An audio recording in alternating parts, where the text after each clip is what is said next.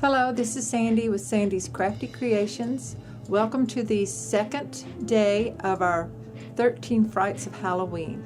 Today I'm going to show you how to decorate a really cute little easel box with a drawer.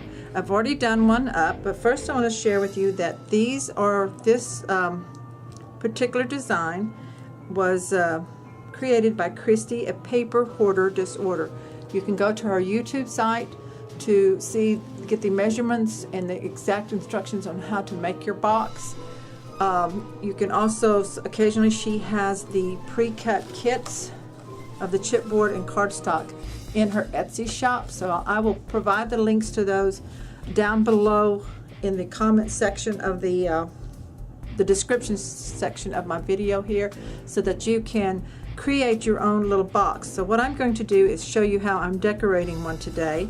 And this is the one that I have done. This is the top with it folded down. So these make a great cute little gift. I do not paper the bottom of it because it's just a little box. I've decorated the sides. And this is a witch that I added that came from a Anna Griffin set, 3-dimensional sticker set. I think this was probably a last year's collection, but I love all these little dimensional stickers. So that's the witch, and then on the inside to hold the easel I used the bats and then the word spooky from a sticker that I had. So I add a little drawer pull. The little drawer opens up like this, and you could add candies or a gift card inside this. This makes a really cute gift. Instead of just a card, you could actually mail this, put it in another box and mail this. And so they have something, a Halloween decoration left over after they've eaten the candy.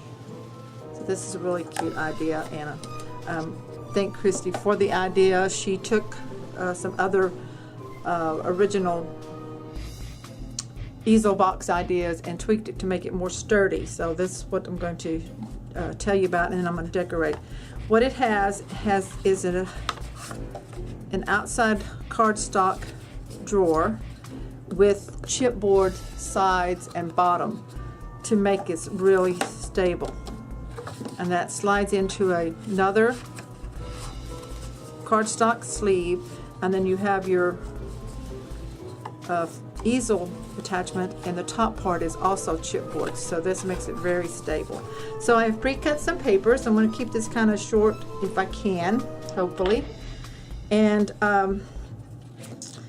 I found this really awesome hair clip at Michael's. It's a spider web with a spider, and I cut the hair clip piece off, so I'm going to use that to decorate the top. But first, let's get our soot black ink,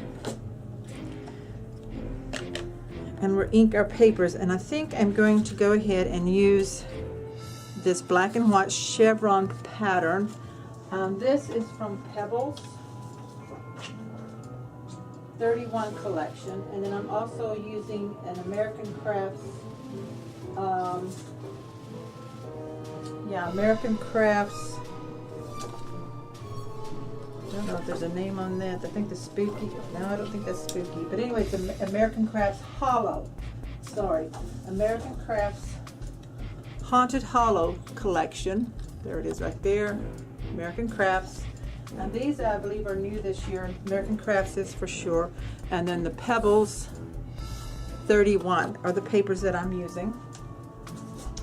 And then I've also got a black button from my stash and some doodle twine from Doodlebug Designs in the Halloween pattern colors. And then I took a jack-o'-lantern out of this witch hazel. Let's see, is it this one? No, it's this one. Out of Anna Griffin's spectacular collection. I know this may have been last year's also, but anyway, I took the jack-o'-lantern out and we're going to use that. So any of your Halloween pattern papers that you have, you could go through your stash and use some scraps. I'm going to go ahead and ink up the edges with black soot. And I used glue for this whole project. I used glue to assemble my box. And so I'm going to open this up and flatten this down to make it easier to to attach the paper. So I take my Scotch quick dry glue, apply glue to the back.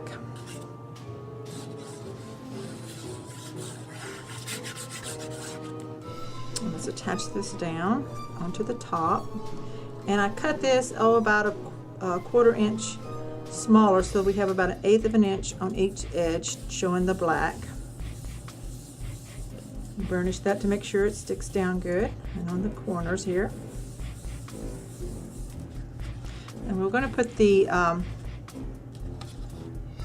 spider and the web on last. Now I cut out this pattern. I'm going to use the opposite side with the Halloween wording, and I cut these to fit, so just dry fit to make sure they're cut right, and go ahead and ink the edges. Now the reason I'm not showing you the assembly of the box is because Cristi with Paper Hoarder Disorder has a really good tutorial on that already, with dimensions and step-by-step how to assemble your box. And like I said, I will provide the link for that, so you can go to her YouTube account and follow that video to create your box. And it is made out of black chipboard. Attach that on that side, and then again on this side we'll do one. I cut out extras to make sure that I had plenty, so let's ink it. And assembling the little box is really quick and easy. I only had to watch the video once. I did have the pre-cut kit from Cristi that I picked up at the Flossy Scrapper, and watched her video, and then in 30 minutes, without actually having to follow the video, I had the little box made. So it's really easy. So we'll stick that there. Okay, this is the box. You can cover the bottom if you want to. I'm not going to, just because it's the bottom. Save some paper unless I have extras left over later. And then I also don't cover the back or the top where the fold is, but we are going to cover this on the inside, and I'm going to go ahead and use this wording again. Like I said, I pre-cut my papers before the video to save us some time. I just want to show you how frightfully easy it is to decorate real quick. So add glue.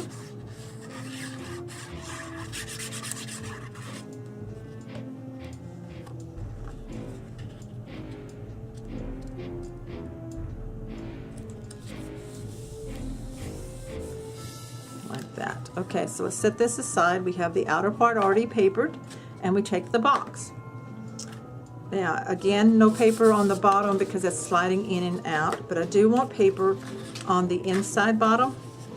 So I'm going to ink this, and I'm using this one with the spider and the different bigger Halloween words. And Halloween's so fun that for most collections you can kind of mix and match them in there. Let's glue that in.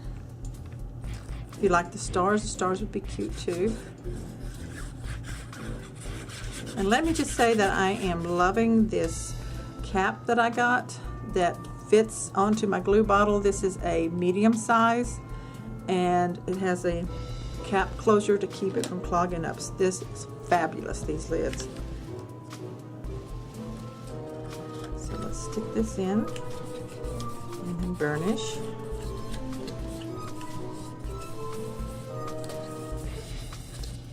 Now you don't have to, but I kind of like to go ahead and paper on the inside, so we're probably going to have to see if these need trimmed any, and I think it does need just a little bit of trimming on the end.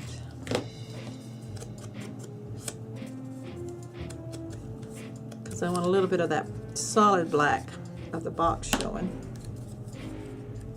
Do we want that way? No, I'm going to go with the chevron, I think.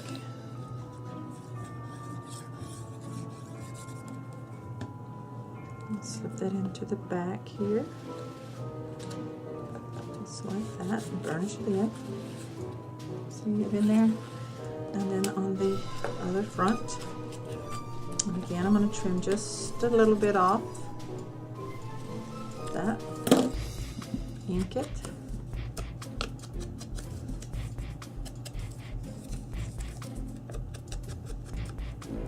Some glue.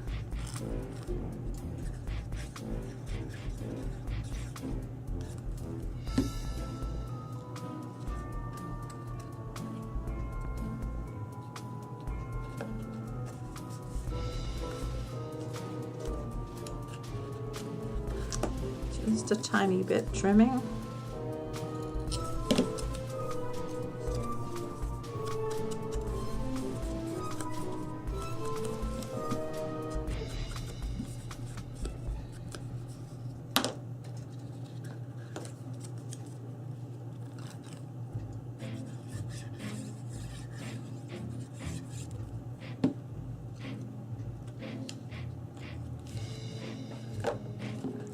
Side.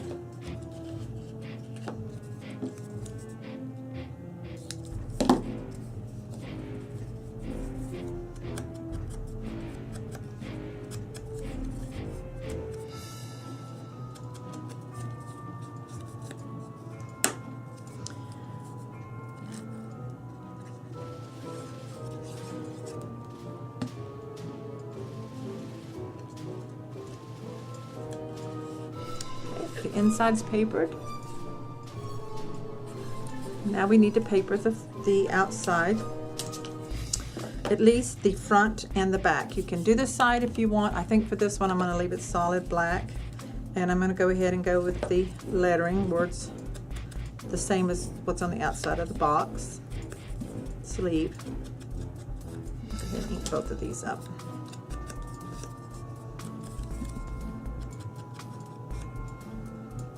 And some glue. Then we're going to attach the little drawer pull.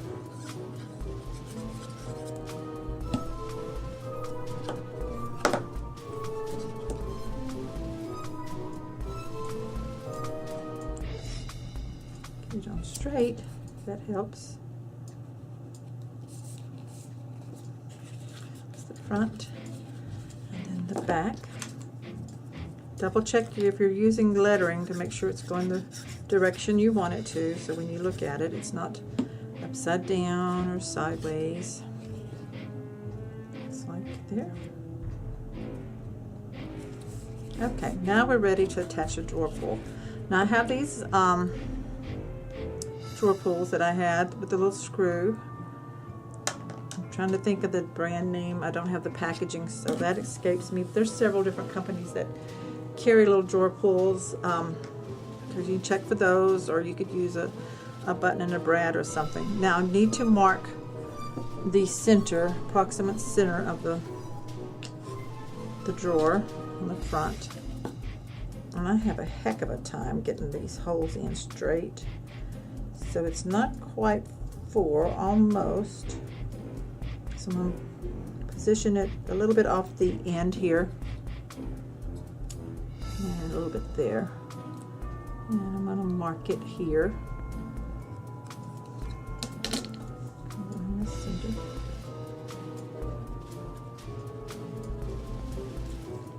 Now I have a hard time lining up my punch. Let me see if I've got it cleaned out. Seeing it through this. No, that does not work because it's too short. Should have punched it maybe before I assembled the box. So I'm going to take my brad piercer and I'm just going to poke a hole through there where I need it. And it's a little hard because you've got the chipboard, so you're just going to have to work it in and then make it a little bit bigger by working around in that hole like that. Okay, that works. Now let's push the screw through from the inside. Now you could have done this before you papered the inside. I don't think it makes a difference. It's got a little screw in there. It's not like brad prongs or anything. And then you just screw the little knob on, and we have it like that. And That's paper. This slides inside the box.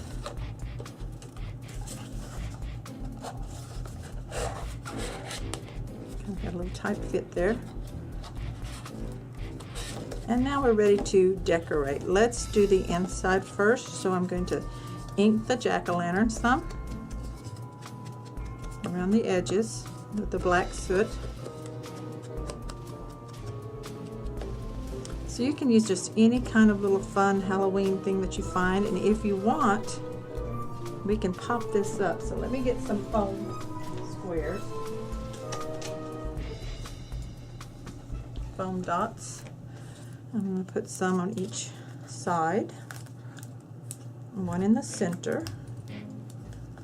So I'm putting about 5 on here. Oops, more in the center. Peel the backing off, and then we're going to stick him down.